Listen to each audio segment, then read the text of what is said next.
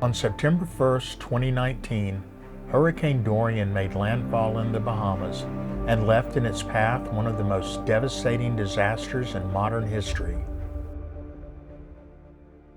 Now that the storm has passed and the water has receded, one of the many challenges to be resolved is mold.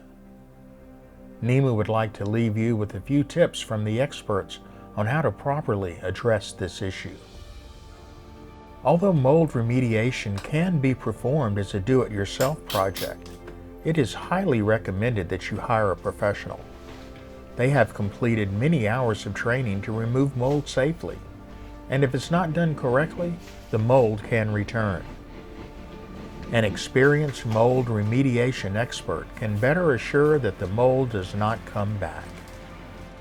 If you think you're up to the challenge to self-perform this task, here is a step-by-step process to assist you with the removal of mold from your home.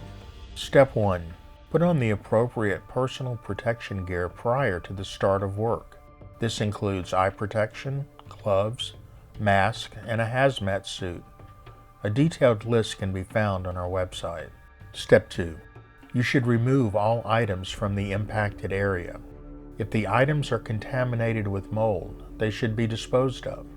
If you were to bring an item contaminated with mold back into the house, it could cause mold to reoccur. Removal of items also makes room for the remediation efforts. Step 3. Prior to removal of mold, you should isolate the contaminated area. It is recommended to use polyethylene sheeting. Step 4. During the remediation process, mold spores can be released into the air. Therefore, it is important to set up HEPA scrubbers. HEPA scrubbers can help remove mold spores from the air and prevent mold from migrating to other parts of your home. Step 5. Remove the contaminated materials from the area with mold growth. It is not recommended to just simply spray the contaminated area with bleach.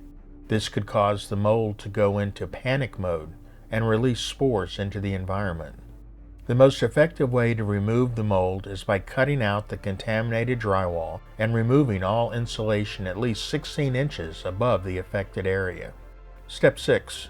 After removing the drywall and insulation from the affected areas, mold may be visible on the wooden frame. You should apply an antimicrobial solution such as Bacteriostat to the wooden frame and wipe until the mold is no longer visible. If it appears that the wooden frames have been impregnated with mold, you will need to sand the area and spray a sealant to encapsulate the mold and reduce the risk of future spreading. A list of popular products can be found on our website. Step 7. Properly dispose of the damaged and contaminated materials. It is recommended to use large polyethylene bags and double the bags to reduce the chance of exposure to waste materials. Step 8.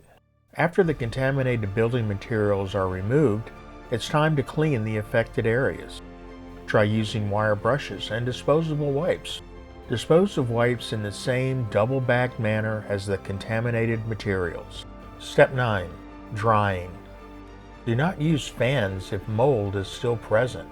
That can spread mold spores throughout the home. In order to dry the water damage, we recommend that you use specialized fans and dehumidifiers. You should also use a moisture meter to assure that the building materials are dried to the proper level. A list of helpful products can be found on our website. Step 10. Now that the area is properly decontaminated and the building materials have been dried to proper levels or removed, you can now begin reconstructing those areas that were demolished during the mold remediation process. Step 11. If the mold has successfully been remediated, it is now safe to put back your personal belongings as long as they've been wiped clean of mold. We have provided you with the basic steps to properly remediate mold from your home. However, we don't recommend that you do this work yourself because the work is difficult, and if you do not do it properly, the mold can return.